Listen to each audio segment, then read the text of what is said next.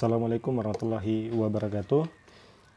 Jadi adik-adik sekalian, di video ini kita akan bahas tentang teorema Pitagoras.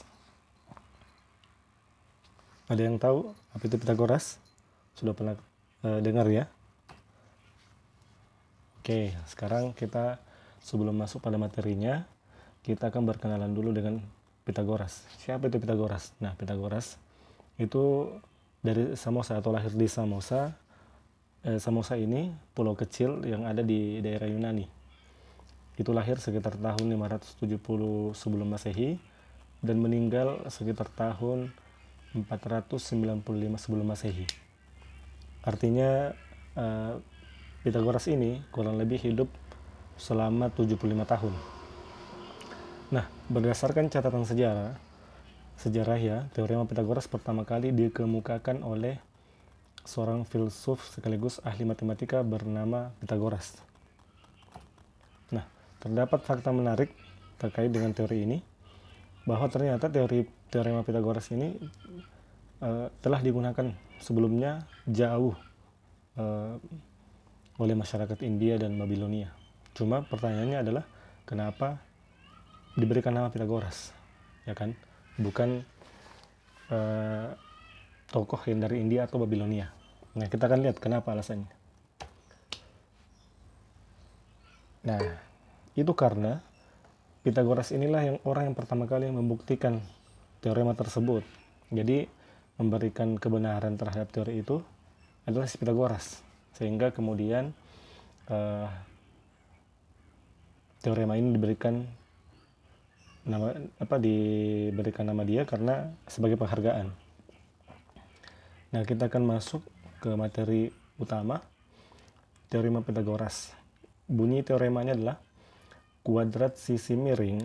Ya, di sini sisi miringnya adalah C ya. Sisi miring sama dengan jumlah kuadrat sisi siku-sikunya. Jadi C kuadrat ini itu sama dengan ini dikuadratkan tambah ini kuadrat ya. Sisi ini ya, sisi A kuadrat tambah sisi B kuadrat. Kita bisa lihat di samping sini ya, C kuadrat sama dengan A kuadrat tambah B kuadrat. Nah, apabila kita mencari sisi A, maka kita pakai rumus ini, B pakai yang ini. Nah, bagaimana penerapannya pada penyelesaian masalah? Kita lihat. Ini contohnya. Tentukan nilai C pada gambar berikut. Jadi kita mencari nilai C ya. Tapi sebelum itu saya kembali sampaikan bahwa teorema Pitagoras ini hanya berlaku, ingat ya, hanya berlaku pada segitiga siku-siku. Jadi tidak berlaku pada segitiga yang lain. Nah, kita masuk ke contoh tadi, kita lihat mencari nilai C ya. Jadi berarti kita pakai rumus yang pertama ya, ini C kuadrat sama dengan A kuadrat tambah B kuadrat.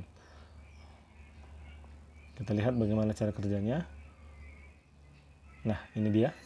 C kuadrat sama dengan A kuadrat tambah B kuadrat. Kita masukkan nilai A, ya, ini 3 kuadrat tambah B-nya 4 kuadrat.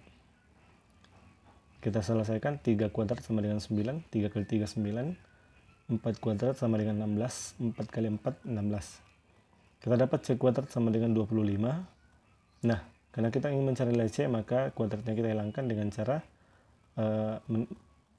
menarik akar dari 25. Itu sama dengan 5.